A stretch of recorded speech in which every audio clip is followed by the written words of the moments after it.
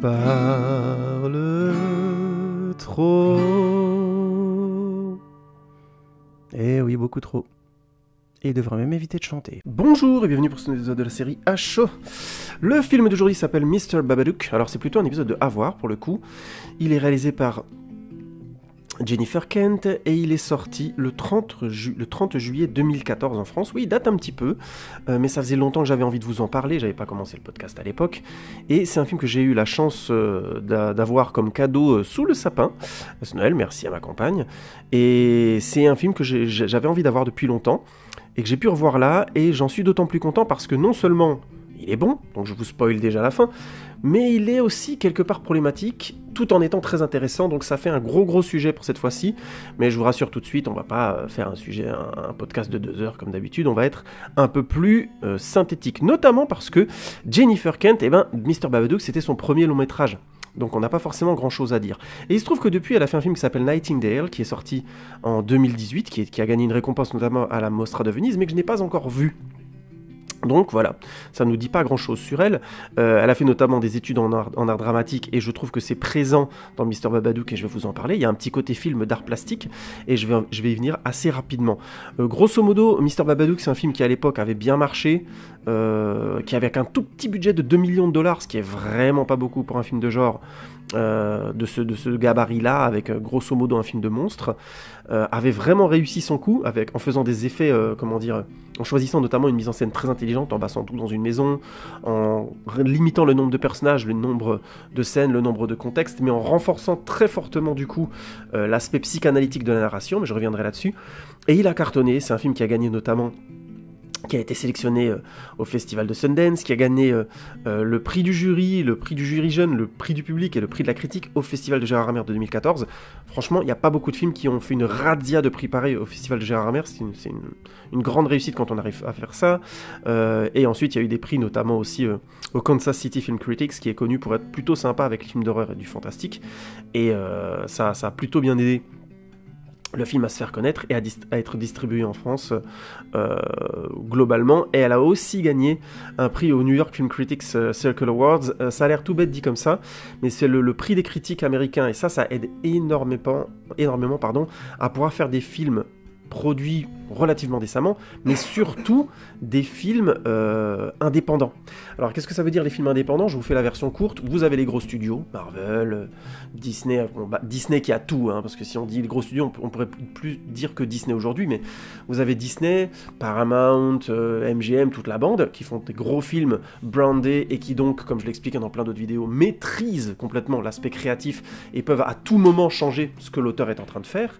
Et vous avez un petit cinéma indépendant américain qui est très très bien implanté dans le reste du monde et aux États-Unis, mais qui a beaucoup moins de moyens. Mais par contre, il a un tel réseau de distribution qu'il peut se permettre, grosso modo, de faire fi de la distribution des très gros, des gros blockbusters et ainsi de suite. Alors, il faut être clair, les films indépendants ont des budgets qui sont risibles à côté des machines, des grosses productions. Mais ça vous permet de faire des films pendant des années. Il y a certains réalisateurs qui vivent complètement avec ce réseau indépendant.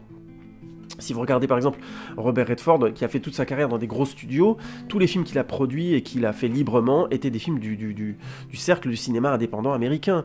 Il y a plein d'autres réalisateurs comme ça. Clint Eastwood a vraiment commencé sa carrière en faisant un petit peu des séries B, des films d'action et tout ça pour les gros studios, avant d'aller clairement vers des films du cercle indépendant et de revenir vers les gros studios parce que il avait constamment du succès avec ses films.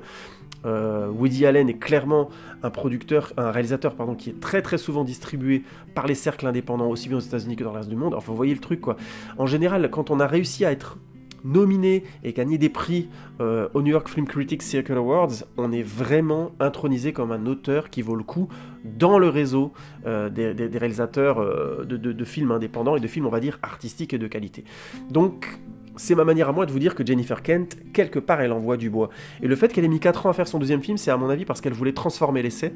C'est pour ça que quand j'aurai vu Nightingale, très probablement je vous en parlerai.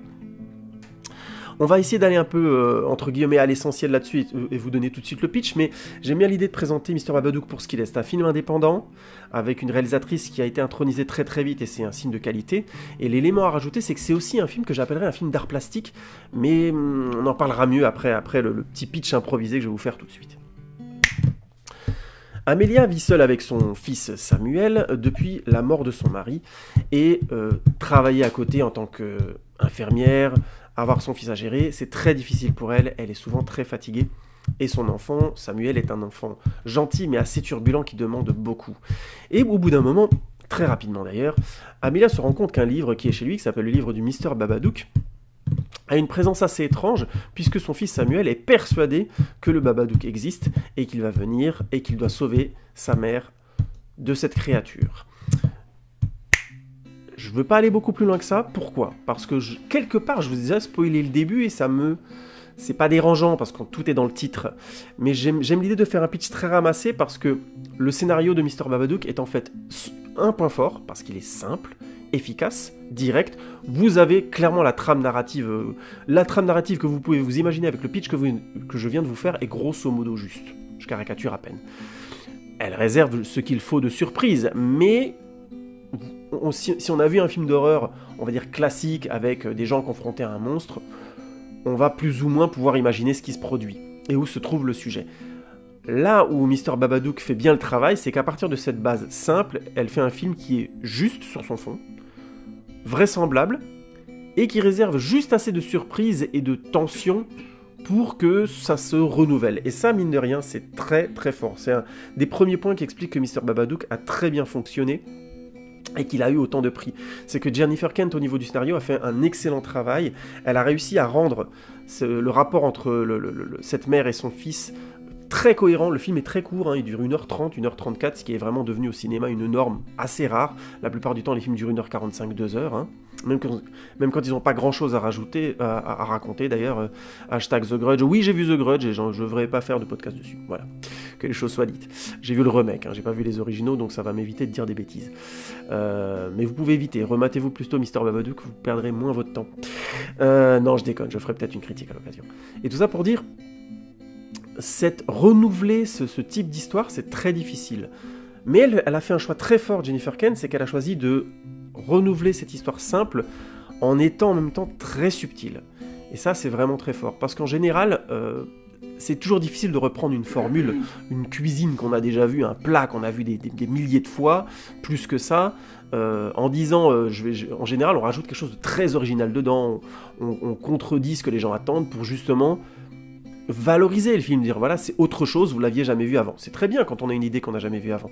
Mais le problème, c'est que souvent, très très souvent, ça fait pchit, c'est-à-dire que ça aboutit, c'était original au départ, et au final, à la fin, on se dit, bon, bah, c'est un peu... ça n'avait pas grand intérêt, cette originalité-là. Et on sent bien que Jennifer Kent n'a pas voulu faire ça. Elle a voulu clairement respecter les règles du film de Maison hantée, je caricature, tout en proposant une histoire profonde, et en gardant cette histoire profonde, on va dire, collée viscéralement à l'intrigue principale. Ça fait du coup, comme je disais, un film avec une intrigue centrale relativement simple, mais elle a réussi par des éléments tout bêtes à garder le film sous tension pendant les 1h25, grosso modo 1h30 de l'intrigue principale. Et ça, mine de rien, c'est déjà très fort, c'est vraiment rare. Il n'y a pas beaucoup de films d'horreur de ces dernières années qui arrivent à renouveler le genre, ou tout simplement à reprendre les bases du genre, en proposant quelque chose de juste assez original et profond pour que ça nous marque, que ça nous reste en tête. Il y a vraiment beaucoup de films d'horreur qui sortent chaque année, et je pense que avec ma compagne, on en voit régulièrement une bonne dizaine par an, je pense, en moyenne, et je pense pas qu'on en retienne réellement plus d'un ou deux. C'est pour vous dire, hein. Et nous on va pas tous les voir en plus, mais je pense qu'il y en a au moins une bonne vingtaine qui sortent par an, rien que dans les cinémas mainstream de France. Je parle même pas pour le reste, et pour le cinéma indépendant, il doit y en avoir encore plus. C'est dire à quel point c'est difficile de se démarquer avec cette structure-là. Et le point de base qui me plaît dans Mr Babadook et qui, j'ai envie de dire, est une de ses forces, c'est sa simplicité. C'est une mère qui vit avec son fils et qui a une relation compliquée avec lui parce que la vie est dure. Déjà ça, c'est tout bête, mais réussir à renvoyer le spectateur à des choses que l'on connaît, qu'on a déjà vues, le fait que voilà, être mère célibataire c'est difficile. Si je ne dis pas de bêtises, le film se passe en Australie ou en Angleterre, je sais plus, j'ai pas envie de dire de bêtises, dans un pays anglo-saxon, et on comprend très bien qu'elle est un peu forcée de travailler, que c'est très difficile pour elle, et ça peut parler à n'importe qui, j'ai envie de dire. Donc déjà, on se sent proche, on n'a pas besoin d'une énorme mise en contexte pour comprendre que c'est difficile, on le sait, élever un enfant tout seul, c'est difficile. Et ensuite, il y a un deuxième élément qui me plaît beaucoup dès le début du film, c'est qu'on voit Amelia ne peut pas vraiment dormir parce que son fils fait des terreurs nocturnes. Il est simplement en demande, il a 6 ans, donc c'est pas non plus surprenant. Mais je trouve que même si on ne sait pas ce que c'est que d'être parent et de vivre ce genre de situation, le film rend très très bien à quel point c'est chaud, à quel point c'est dur à gérer, qu'on peut aimer son enfant, mais être vraiment mis sur les nerfs très très vite. Et très vite, le film le montre très bien, notamment avec des moments où elle conduit le gamin est derrière elle sur la banquette arrière, et ils ont une sorte de dialogue pas évident, et on comprend que son attention doit être sur la route, puis sur lui aussi, et lui est très en demande. C'est une séquence que j'aime beaucoup, parce que le gamin est assez insupportable, et c'est juste par des effets de montage et des effets de son, c'est très réussi. Et en parallèle de ça, quand les séquences où le gamin la réveille pendant la nuit, elle a vraiment à chaque fois qu'elle est réveillée un sursaut, du genre elle est en sommeil profond, boum, elle est réveillée d'un seul coup. Le gamin, il a 6 ans, donc il manque un peu de tact, il est un peu abrupt comme ça. On comprend très vite que lui aussi est fatigué forcément. Et ça s'accumule et ça crée de la tension. Et j'aime beaucoup comment Jennifer Kent a pris ces éléments simples du quotidien, des éléments qu'on peut tous connaître ou avoir vus, ou pouvoir envisager. Et elle a fait plus que ça, elle les a rendus émotionnellement concrets, avec des effets simples de mise en scène, et juste bien faits. S'ajoute à tout ça, cette intelligence d'avoir réussi à introduire le spectateur par un élément concret, un élément qui est vraiment, un élément du quotidien qu'on peut tous connaître, s'ajoute à ça une photographie que j'aime énormément. Le film n'est pas en noir et blanc, mais quelque part il l'est. J'ai vraiment beaucoup d'admiration pour les gens qui arrivent à faire ça, pour les films qui arrivent à faire ça. Le photographe de plateau s'appelle Radoslav Latchouk. Il faudrait que je regarde vraiment ce qu'il a fait d'autre, parce que j'aime beaucoup ce qu'ils ont réussi à obtenir. Grosso modo, la maison où vivent Amelia et Samuel est une maison grise, beaucoup basée sur les noirs et blancs. Il y a très peu de couleurs fortes dans le film, j'en ai quasiment aucun souvenir, à part le rouge. Oui, j'ai jamais dit que c'était très très subtil, mais je trouve que c'est le noir et le blanc et le rouge pour un film d'horreur, bon, on a compris l'idée, mais j'aime beaucoup l'idée d'avoir réussi à prendre un film filmé en couleur qui devient très vite gris, et on a l'impression d'avoir assisté à un film en noir et blanc, qui joue beaucoup sur la dépression, grosso modo, de la période de la vie d'Amelia, et aussi sur, grosso modo, le fait que le film va être souvent une sorte va faire souvent des switches entre le jour et la nuit. C'est vraiment pas, il n'y a pas vraiment de gris entre ces jour-nuit, notamment parce que très très vite, à force d'avoir le sommeil troublé, Amelia va avoir bien sûr des moments d'absence qui vont la faire basculer du jour à la nuit. Et évidemment, comme toute bonne créature de film d'horreur qui se respecte, le Babadook n'agit pas dans la journée, il agit la nuit. S'ajoute à ça le fait que la fameuse bande dessinée qui est donc chez elle, de Mr. Babadook, est en noir et blanc, qu'elle est faite, comment la décrire assez clairement ? C'est un style de trait synthétique. Oh, j'oublie maintenant comment ça s'appelle, ce genre de bande dessinée. Vous voyez, ce genre de bande dessinée, on tire sur des languettes pour créer des animations. Donc, c'est déjà, la bande dessinée est un objet artistique magnifique. Je ne serais pas surpris qu'il se soit possible de le trouver, d'ailleurs. J'aimerais bien avoir cet objet. C'est un très bel objet, l'objet de la BD de Mr. Babadook. Et on voit qui, bien sûr, ne brasse que des choses horribles. Hein. Ça raconte l'histoire de Mr. Babadook qui vient te chercher. Et quoi que tu fasses, il arrivera à prendre possession de toi, et grosso modo à détruire ta vie. Je caricature à peine, c'est grosso modo ça le contexte. Et le personnage du Mr. Babadook est en fait une sorte de grand personnage noir, très, très longiligne, comme s'il avait une grande veste, avec des yeux très sombres, très cernés, et un haut de forme, et des épaules un peu carrées. Ça a l'air assez anodin de prime abord, on se dit bon voilà, c'est un personnage de monstre relativement classique, mais du point de vue de l'enfant, c'est l'adulte. Vous voyez, l'adulte ce sont des images grosso modo des codes sociaux de l'adulte, c'est-à-dire c'est le mec en haute forme, qui présente bien, ainsi de suite, qui fait des choses d'adulte. Je le prends comme ça, alors peut-être que j'ai raté quelque chose, mais il me semble que ça renvoie à ça, et c'est clairement une créature qui s'oppose à l'enfance, qui vraiment te dit tout de suite... Je suis un monstre parce que je te renvoie clairement à un univers adulte qui t'échappe et qui est grosso modo ce qui peut être le plus loin de ce que l'enfant peut imaginer. Il y a déjà cette idée toute simple. Et à chaque fois qu'il se développe dans la bande dessinée, chaque animation développe son corps de manière à ce que ses jambes n'apparaissent jamais et qu'il puisse s'allonger. Il a des longs doigts pointus qui bien sûr sont comme des griffes et sa bouche est immense. On a les effets classiques du monstre, hein, c'est-à-dire les grands yeux, la bouche immense, le nez pointu si je dis pas de bêtises. Il n'y a pas toujours le nez mais il y a le nez pointu. Mais c'est fait dans un style assez brut, c'est-à-dire que le visage se résume vraiment à des ronds. On joue beaucoup sur un effet charbonneux du crayon, sur un effet délavé. On a un mélange de charbon mais d'encre de Chine selon les pages. Et les animations jouent sur bien sûr des effets glauques, tranchage de tête, de gorge et ainsi de suite. Avec, si on tire sur la languette, on fait couler le sang soi-même. Enfin, vous voyez un peu le style, quoi. C'est loin d'être joyeux, mais je trouve que le fait que la BD soit en noir et blanc, que la maison soit en noir et blanc, et qu'on joue beaucoup sur ce contraste jour-nuit, unit très très bien l'univers du film et nous fait clairement comprendre qu'on est face à un film, j'ai envie de dire, d'art plastique, mais le terme est un peu... Je sais que c'est un peu connoté en France de dire ça, mais c'est simplement pour dire que le film a un univers visuel solide et que je trouve particulièrement efficace. Est-ce que c'est un peu simpliste? Est-ce que c'est un peu, entre guillemets, un peu aride? Oui, et je reviendrai là-dessus dans j'ai envie de dire, les limites du film. Mais d'abord, j'aimerais continuer un petit peu sur les qualités. Dans ce contexte, ce scénario très bien ancré dans la réalité, avec des éléments qu'on connaît tous du quotidien d'un rapport d'enfant-parent, donc c'est très, très efficace. Le fait qu'un parent célibataire, on arrive tous à se projeter assez facilement dans les difficultés des personnes qui sont dans cette situation-là. Pour la petite parenthèse, on est quand même dans des sociétés qui favorisent énormément les couples avec enfants, hein, en termes d'aide et ainsi de suite, même s'il y a d'autres difficultés ensuite, évidemment, mais en termes de principe, si vous regardez, la plupart des sociétés occidentales ne favorisent pas le parent célibataire. Le parent célibataire va être confronté à beaucoup plus de difficultés, aussi bien financières que pragmatiques. Bon, peu importe. Mais c'est pour dire, c'est pour ça qu'on arrive facilement à se projeter dans les intrigues de films d'horreur. Souvent, on a le parent célibataire avec un ou plusieurs enfants, parce que tout de suite d'emblée, inconsciemment, avec notre construction sociale et économique, on sait que c'est plus dur. Donc il y a cette intelligence-là qui va donc se marier avec une esthétique très précise, très intelligente. Et là, j'ai envie de pointer un petit peu un des éléments que j'aime beaucoup, c'est la grande économie de moyens, non pas de la photographie, mais des plans. Le film, finalement, a peu de mouvements de caméra, joue beaucoup sur des plans fixes qui sont souvent des champ contre champ dans ce qui est vu et celui qui regarde. J'aime beaucoup notamment ça dans les films de peur parce que je trouve que ça fait augmenter l'angoisse de manière très efficace. C'est ce fameux truc de la personne voit quelque chose, elle est saisie de peur et on n'a pas tout de suite le contre-champ. Alors que nous, naturellement, on a envie de voir ce qu'elle voit pour quelque part faire baisser notre angoisse.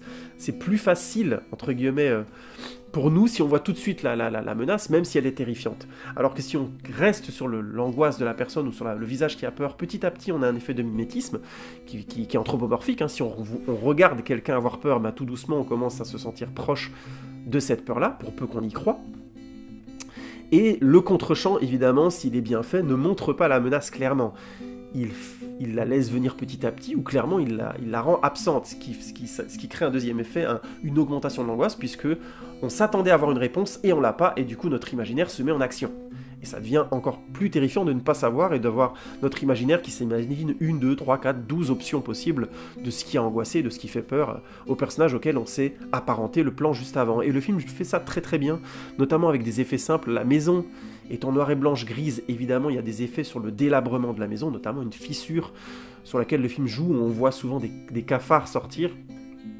Oui, ça a de gros ressorts psychanalytiques, un peu faciles. Je reviendrai là-dessus encore une fois après, sur ces facilités de scénaristique-là et visuelles. Mais le film le fait très bien, le gère très bien. Et on a donc ces endroits quelque part insalubres dans la maison qui renvoient évidemment à l'état psychologique des deux personnages. Et qui sont très réussis avec les fameux effets de vermine, de nuisible, excusez-moi, je ne trouvais plus le mot, de nuisible dans une maison.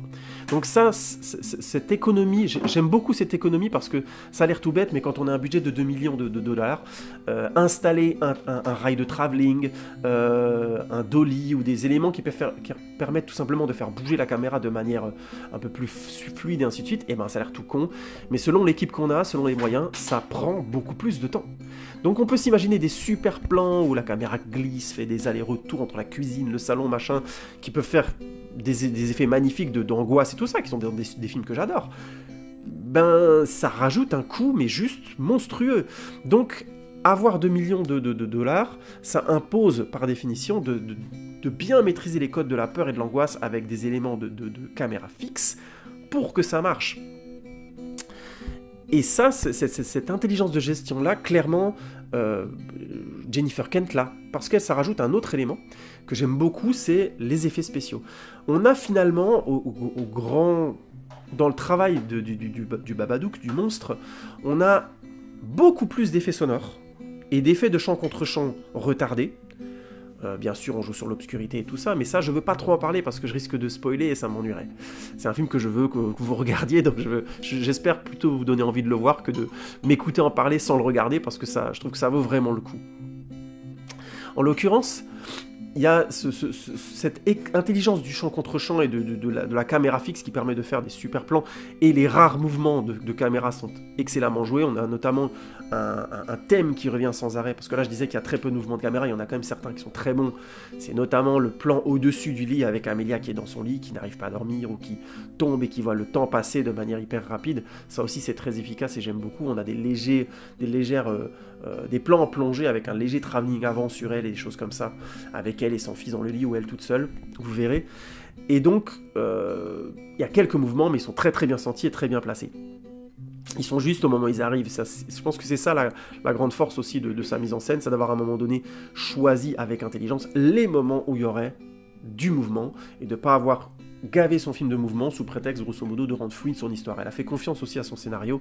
Ça aussi, c'est une qualité, ça demande vraiment du caractère, parce que, vous savez, quand on a une équipe technique autour de nous, on nous propose très très vite de mettre du mouvement. Hein. Pour peu qu'il y ait une angoisse chez le metteur en scène ou la metteur en scène en mode « Ah putain, je sais pas si je voulais faire le plan de telle manière », et puis là, très vite, l'équipe, elle dit « Non, mais si tu veux, on peut mettre un léger mouvement comme ça ».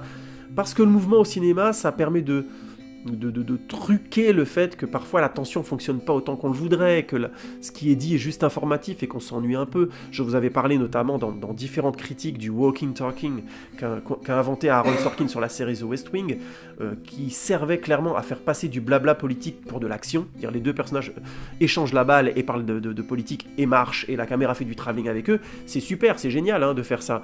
Mais le truc c'est qu'il te faut un steadicammer, il te faut une équipe qui bouge avec le micro, il faut que ce soit très très bien avec la perche et le micro, il faut que ce soit très très bien chorégraphié et que tous les gens qui passent éventuellement dans le cadre soient aussi chronométrés, qu'ils arrivent au bon moment, qu'ils rentrent, qu'ils sortent du champ quand il faut. Si on passe dans plusieurs pièces, il faut que tout le monde soit d'accord, que les lumières soient cohérentes.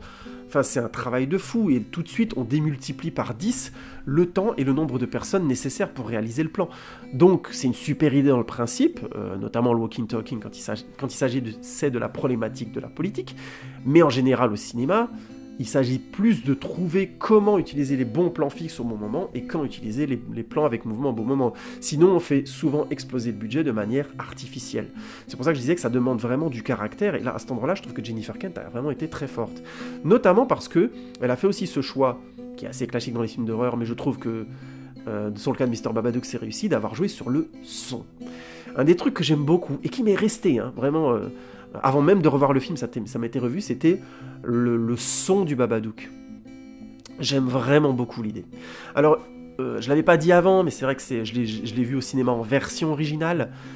C'est un film à voir en version originale, notamment parce que Mr. Babadook est un livre à rimes, qui est une sorte de poème macabre, et il y a tout plein de rimes sur la sonorité ook. Je me souviens plus très bien, puisqu'ils utilisent notamment le verbe took. Il y a pas mal de choses comme ça qui reviennent, et toute la BD fonctionne sur le verbe ook. Et ça a l'air bête, mais cette sonorité-là, elle est quelque part agressive et enfantine agressive et macabre, je trouve, c'est assez réussi, et quelque part un peu absurde, un peu clownesque. Et je trouve que ça donne énormément de qualité au passage sur les livres. Je ne l'ai pas vu en version française, parce que j'aime beaucoup la version originale, mais je me demande si ça perd pas un peu de qualité à cet endroit-là. Bon, peu importe. Moi, je vous conseille de le voir plutôt en version originale. Et Mr. Babadook a donc un son, une sorte de grattement, qui ressemble à un bruit un peu de... Je sais pas comment vous dire ça.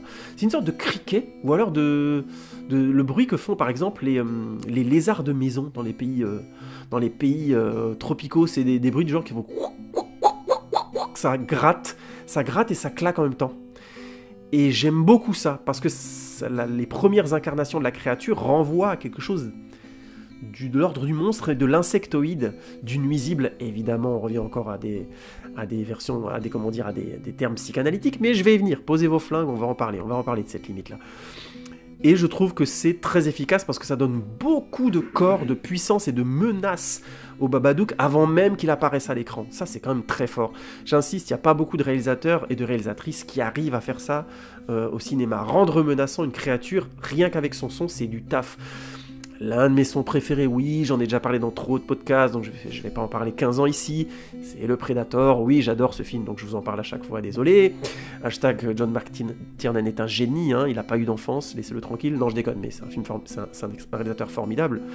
Et j'aime beaucoup ce fameux son qui est dans la musique d'Alan Silvestri, du Predator, qui est en fait un instrument, je sais plus, qu'on fait tourner comme une corde, et ça donne un bruit du genre, ça fait poutou, poutou, poutou, poutou, poutou, poutou, ça donne un truc assez... Oui, je sais, je fais très bien les instruments à la bouche, hein, je devrais changer de carrière. Hashtag je vous emmerde. Et grosso modo, ce son-là, je ne peux plus le désassocier à la présence du Predator. Ça, c'est un truc que je trouve assez extraordinaire, et je crois que quasiment tous les films Predator qui ont eu l'intelligence de reprendre ce son ont littéralement gagner le pari de le faire revenir à chaque fois. Ça, c'est assez exceptionnel. C'est un son de la musique, mais c'est devenu un son clairement du corps du Predator. Je ferme la parenthèse. Et je trouve que Mr. Babadook, ce son de claquement, ce son insectoïde, ça fonctionne très très bien. J'ai pas envie de spoiler d'autres choses dessus, parce qu'il y a aussi des choses qui tournent autour du nom de Mr. Babadook, mais je vais pas les spoiler. Bref, il y a eu cette intelligence-là de créer une créature à partir du son. C'est une ficelle classique de film d'horreur où il n'y a pas beaucoup de budget, mais là, en l'occurrence, le travail a été très bien fait. Il est sobre, mais il est très efficace. Les apparitions ensuite de la créature, sans les spoiler, jouent complètement sur ces effets de noir et blanc, sur le fait de jouer entre l'obscurité, le vu, pas vu. Je sais que beaucoup de gens ont critiqué le film en disant que c'était un petit peu facile et qu'on voyait ça un peu partout, mais vu que le film, moi, je trouve que ça marche très très bien, je trouve que c'est un film qui l'utilise très bien, aussi bien dans sa forme que dans son fond, donc je trouve pas que ce soit critiquable. J'entends que ça puisse décevoir quand on voit beaucoup de films d'horreur et ainsi de suite, et qu'on puisse jauger ça à l'aune de films qui ont plus de moyens, mais dans le cas de Mr. Babadook, qui est un film indépendant, fait avec 2 millions de dollars, je trouve que c'est... Les apparitions sont tellement nickel que j'ai pas grand chose à dire. Je spoilerai juste un moment où, grosso modo, le Mr. Babadook apparaît dans des films en noir et blanc. Je vous explique pas le contexte, je vous laisse découvrir. Et c'est excellent comme le personnage est clairement bien fait pour apparaître là-dedans. Et je trouve ces moments particulièrement malaisants et réussis. Il vient troubler, grosso modo, l'image, et ça fonctionne très très bien. Il arrive comme une sorte de cauchemar étrange. J'aime beaucoup cette séquence, je la spoilerai pas plus que ça, c'est du grand art. Bref, je rajouterai encore aux éléments que je trouve particulièrement réussis dans le film, ou qui moi me plaisent beaucoup, c'est le casting. Amelia est jouée par Essie Davis, qui est une actrice que j'ai peut-être vue dans d'autres rôles, mais je ne me souviens plus vraiment. Par contre, je la trouve très bien dans le rôle. Aussi bien les moments de limite, les moments de peur, que les moments où elle est vraiment en conflit avec son fils. C'est très très beau. L'acteur qui joue le fils, qui s'appelle Noah Wiseman, me plaît beaucoup parce que le casting a choisi un enfant qui a l'air quelque part un peu malade et qui en même temps arrive à être assez touchant et en même temps assez irritant. C'est vraiment un casting intelligent. Très vite, le gamin a des attitudes où tu dis « Oh purée, ce gamin-là, j'aurais du mal à encaisser son attitude » et ainsi de suite. Et je trouve que, surtout quand on regarde la version originale, dans son élocution, il y a un naturel d'enfant qui le rend aussi bien attachant par moments, vraiment touchant quand il vient voir sa mère et qu'il lui dit qu'il n'arrive pas à dormir et tout ça, il est très mignon. Et quand il est irritant, il est terrible. Tous les enfants n'arrivent pas à jouer ça au cinéma. On a souvent des castings. Le casting d'enfant, par définition cinéma, c'est l'enfant mignon. C'est l'enfant bébé cadom. Hein. C'est vraiment, il est joli, il est mignon, il est intelligent. On le rend. J'ai déjà fait assez de critiques là-dessus, mais en général, on le rend adulte pour éviter d'avoir des soucis dans la narration et pour éviter de confronter les gens aux problématiques qu'ils ont avec leurs enfants tous les jours. Hein. C'est quand même très très très récurrent. Ou alors on lui donne un gros défaut qui est lié à une énorme qualité. Hein, le coup classique, c'est il est autiste, mais c'est un mathématicien de génie ou un astrogéologue qui va nous permettre de combattre les extraterrestres. Vous voyez, on est rarement dans l'enfant dans toute sa splendeur, c'est-à-dire qu'il y a des moments mignons, qui est magnifique, mais qui peut être aussi incroyablement énervant, quoi. Et là, je trouve qu'elle a très très bien réussi son casting, Noah Wiseman, en emmenant le personnage des deux côtés très rapidement, par son jeu, et aussi parce qu'on sent que Jennifer Kent a senti par un moment donné, tiens là, il n'y arrive pas, je vais jouer plutôt sur le montage. Et en face, AC Davis étant impeccable dans le rôle de cette mère usée qui aime profondément son enfant, mais qui est en difficulté aussi. Alors il y a d'autres personnages dans le casting, mais je trouve qu'ils ont une présence plus secondaire, et j'ai pas envie de trop spoiler la narration. Encore une fois, il y a des acteurs, il y a notamment sa sœur qui est pas mal dans la narration, qui explique un petit peu, qui est clairement un outil qui permet d'expliquer un peu plus le contexte, puis quelques collègues à Amelia, mais au final le centre de la narration se concentre vraiment sur Amelia et Samuel. Je crois que j'ai fait le tour des qualités de ce film. Je vais vous parler un peu de ses limites. Alors, la première limite, c'est que si vous avez l'expérience des films d'horreur et que vous en avez vu beaucoup, vous allez quand même assez vite éventer non seulement le suspense du film, mais son fond. C'est pas un film, encore une fois, qui révolutionne les codes. Il les utilise très bien.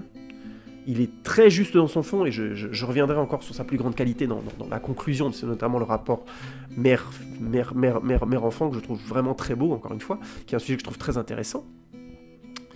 Mais il les révolutionne pas, les codes du film de peur, et donc, si vous avez l'habitude, vous allez très très vite démonter où va l'histoire, qu'est-ce qui va se produire, ainsi de suite. Vous n'aurez pas vraiment de surprise. Et quelque part, ça enlève quand même beaucoup de tension quand on arrive à démonter les codes d'un film. Hein. Donc ça, c'est vraiment pour moi une des limites, c'est que ne vous attendez pas à assister au grand, à la révolution du scénario de film d'horreur. Non, c'est pas ce que Mr. Babadook propose. Que les choses soient bien dites. Ça, c'est un défaut, mais à la limite, ça demande d'avoir de l'expérience dans le film d'horreur, d'en voir beaucoup, ou de vraiment s'intéresser au domaine. Sinon, je pense que pour la majorité des spectateurs, c'est un film qui passe très très bien, et qui raconte très bien son histoire, et qui va emmener la tension qui va avec. C'est un bon film d'horreur. Un bon film de peur et tout, j'aime bien ce qu'il propose. Par contre, pour moi, la limite et le plus gros défaut du film est dans comment dire, c'est connu, ça se sait, je sais que c'est un peu lourd de commencer comme ça, mais que, en général, un film d'horreur est une métaphore sociale, une critique de quelque chose, un questionnement de quelque chose. Très très très très souvent, ce sont les rapports familiaux qui sont le centre des thèmes d'un film. Certains genres de films d'horreur sont plus pratiques pour faire des critiques politiques, les films de zombies, hein, George Romero. D'autres styles renvoient plus au couple et ainsi de suite, les films de vampires. D'autres sont le film de fantôme de maison, là je vous renvoie, le titre me revient pas, mais les films de James Wan sont souvent tournés, les films d'horreur, notamment les films de peur de James Wan, tournent essentiellement autour de la famille et des maisons hantées. Donc la maison hantée, c'est souvent le rapport à la famille. Il y a des portes et des clichés comme ça, des films qu'on voit depuis très longtemps, donc on sait qu'en général on nous raconte le monstre finit souvent par être un outil d'une question qui agite cette famille, ce climat, ce groupe de personnes. Et donc on se retrouve souvent très vite, quand on commence à avoir l'habitude, à se dire bon ok, on veut me raconter quelque chose autour de ces gens-là. Il faut être clair, encore une fois, je l'ai déjà dit avant, mais Mr. Babadook révolutionne pas ça, mais c'est encore pire que ça. En étant très précise sur son scénario et sur sa forme, Jennifer Kent enlève une grande part de ce que je vais appeler l'incontrôle. Qu'est-ce que ça veut dire l'incontrôle ? C'est ce moment où l'équipe créative dans le film, le réalisateur, la réalisatrice, toute l'équipe se laisse un peu aller et invente des trucs. Et finalement, ce sera dans le film. Ça correspondait pas à la fiche de départ, mais ça va décaler le film, ça va créer une séquence qui va rester dans les esprits parce qu'on l'attendait pas là. Et elle monte la qualité du film de 100 degrés d'un seul coup. Je sais pas, je veux pas spoiler de film, je veux pas spoiler trop de films, mais dans le genre, un réalisateur qui est très efficace à faire ça, c'est Quentin Tarantino. C'est le mec qui, à un moment donné, va te créer une séquence, t'as un pitch, t'as un truc, tu t'attends à quelque chose de précis, et il va te pondre un truc qui a rien à voir, mais genre rien du tout. Tu t'attendais pas du tout à voir ça, et ça va augmenter la qualité du tout le reste, parce que tout simplement, à un moment précis du film, tu vas perdre pied. Tu t'attends à ce qu'on va te raconter, et on te raconte un truc complètement différent. Et ça, en général, ça fait éclater la qualité du film vers le haut, ça le fait monter d'un seul coup, boum. Je vais vous donner l'exemple tout simple, c'est vous allez voir un film au cinéma que vous avez envie de voir, quel que soit le style que vous aimez, film d'action, comédie, autre, et vous avez un pitch de départ. Ce pitch de départ est rarement original, il est basé sur des choses que vous avez déjà plus ou moins vues, hein. Renouveler réellement les bases de la narration internationale, c'est très très compliqué, on est tous basés sur les principes aristotéliciens de la narration, introduction, développement, conclusion, situation de départ, perturbation, résolution de la situation, donc on est tous un peu sur ces trois actes, on n'a pas vraiment révolutionné ça, il y a quelques films maintenant qui commencent tout doucement à remettre ça en cause, mais grosso modo on a cette base-là. Donc c'est difficile de révolutionner ça, ce qui fait qu'avec le pitch de départ, on sait grosso modo ce qu'on va nous donner. Et la plupart des films qui sortent ont pour objectif de caresser le spectateur dans le sens du poil en disant « T'as payé pour voir ça, on te donne ça, t'es content, et donc tu reviendras voir des prochains films qu'on fera. » Que ce soit la production, que ce soit... En général, c'est plus abstrait, c'est lié à l'acteur qui est dans le film, mais grosso modo, c'est ça. Ce qui fait que c'est un risque en termes de production de faire dans un principe d'histoire très simple quelque chose de complètement décalé, différent, en plein milieu du truc et qui va éclater tout. Parce que ça peut aussi créer l'effet inverse. Ça peut aussi créer une vraie détestation, je pourrais utiliser un terme qui n'existe pas, du film. Un vrai rejet, une vraie bad buzz et tout ce que ça peut engendrer. Un rejet du film à proprement parler. Et il y a des films très bien qui finissent aux oubliettes très vite à cause de ça. Donc c'est un risque quelque part. Ce qui fait qu'en général... Non seulement en termes créatifs pour l'auteur, réalisateur, c'est chaud, et du coup il va plutôt se baser sur son script et se dire ok, c'est le style anglo-saxon, ça, c'est le script il est bien, on bouge pas. On va pouvoir maîtriser le budget, on sait ce qu'on va raconter, c'est bien dans le fond, c'est bien dans la forme, pourquoi on irait prendre des risques à inventer des trucs, à se mettre à se créer des problèmes, si on a de l'argent, si on est tranquille, si on est détendu, on fera peut-être quelque chose. Mais en général, aux États-Unis, le script est roi. On réimprovise des choses, on réécrit, mais on revient très souvent sur le script en mode attends, si on commence à aller dans ce sens-là, il faut changer ça coûte trop cher, on prend pas le risque, et on transpire très très vite. Là où en Europe, au contraire, on a une tendance à vouloir déborder le script. Le script est une base de départ. On a envie de l'emmener vers autre chose. Il y a un petit côté auteur lâché dans la forêt qui plaît pas mal à la production européenne, mine de rien. Alors je modère, hein, c'est pas vraiment le cas en Angleterre, qui sont beaucoup plus proches en termes de production du style américain, mais grosso modo, vous avez cette scission-là. Et quelque part, le fait que Jennifer Kent soit, si je dis pas de bêtises, australienne, elle est aussi proche, c'est aussi le style de production américain, et du coup, quand on a écrit que la narration est bien maîtrisée, que le budget est serré, et qu'on a un style visuel qui a été bien préparé en avant, on se lâche rarement. Dans Mr. Babadook, ça manque. Ça manque, c'est ce qui fait que Mr. Babadook est un très bon film, voire un excellent film, mais pas un chef-d'œuvre non plus. Et ça lui donne, ça accompagne un deuxième élément, c'est que toute la partie psychanalytique du film, la profondeur est très intéressante, c'est vraiment très beau, le rapport parent-enfant est très intéressant, mais on le voit tellement arriver avec quelque part des gros sabots, je le caricature à peine, j'exagère, parce que c'est quand même plutôt subtil, qu'à un moment donné, il n'y a pas de surprise, quoi. On sort du film en se disant, bon, quelque part, je m'attendais à voir ça, j'ai eu de la tension, de la peur, mais j'ai eu ce que je m'attendais, ça m'a pas retourné le cerveau tant que ça. Le film a des finesses, je ne le spoilerai pas, il va légèrement au-delà de ça, mais pas tant que ça. Et c'est pour moi la grande limite de Mr. Babadook. Si tu fais un film, le principe du film d'horreur étant souvent d'utiliser un genre pour poser des questions sociales, psychanalytiques et autres, fais gaffe, parce que si tu restes là, sur cette frontière-là, et ben par définition, tu vas emmener les gens dans un terrain qu'ils connaissent et ils vont commencer à décoder le film pendant le film. Et c'est pas ce que tu veux. Ce qu'il faut, c'est réussir. Et c'est difficile à faire, hein, encore une fois, j'admire ce que Jennifer Kent a fait sur ce film, je fais mon malin, mais que les choses soient claires, c'est difficile à faire. Mais l'idée, c'est de réussir à amener ou l'angoisse à un tel niveau qu'on n'arrive plus à s'extraire dans l'angoisse et donc à lire les codes tels que des codes réflexifs, psychanalytiques et autres, ou cacher tellement bien ces codes réflexifs qu'on les découvre qu'à la revision du film ou une fois que le film est terminé. Dans les deux cas, c'est le même problème, c'est réussir à faire perdre pied au spectateur sur ce qu'il s'attend à voir dans un film de peur. Vous avez compris la problématique principale, on va passer à la conclusion. Regardez Mr. Babadook. Regardez Mr. Babadook parce que c'est vraiment très bien. C'est très réussi, c'est un film visuellement maîtrisé, une narration très intéressante, un très beau casting, des effets visuels et des effets de son qui méritent largement d'être vus. Oui, il a des grosses limites. Oui, si vous regardez souvent des films d'horreur, vous allez peut-être un peu vous ennuyer parce que vous sentirez les coups arriver. Oui, les métaphores psychanalytiques sont peut-être un peu trop frontales. Et du coup, quand on a l'habitude de les voir dans d'autres films, on va se dire « Zut, ça je l'ai déjà vu dans tel film, je vois ce qu'on veut me raconter. » Mais il y a quelques finesses, quelques subtilités, notamment dans la dernière partie du film, qui font que je trouve tout ça prend quand même une très belle valeur. Et sur le thème des parents-enfants, c'est un très beau film. Un jour ou l'autre, je ferai une vidéo sur le film Silent Hill pour parler de ce thème plus précisément, le rapport parent-enfant du point de vue que l'aborde Mr. Babadook. Et je vous reparlerai probablement des finesses que Mr. Babadook a, je les spoilerai un peu plus. Mais on verra. Pour l'instant, j'ai pas envie de trop spoiler. Je m'étais demandé si je ferais une partie spoiler, mais je pense que c'est pas une bonne idée.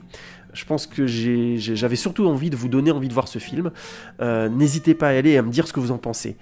Je crois que je vais m'arrêter là. N'hésitez pas à Facebooker, Instagrammer, Twitterer, enfin vous connaissez le tout team. Merci beaucoup pour votre écoute, laissez-moi des commentaires si vous l'avez vu, que vous avez aimé, pas aimé, n'hésitez pas à le dire dans les commentaires. Si vous avez vu d'autres films intéressants sur le même thème ou dans le même style ou que vous estimez meilleurs, n'hésitez pas à me les conseiller, ça m'intéresse énormément de les regarder et de vous faire des podcasts dessus. Et puis on va s'arrêter là, je vous remercie beaucoup pour votre écoute et on se retrouve bientôt pour un nouvel épisode de HO. Salut les amis, ciao ciao.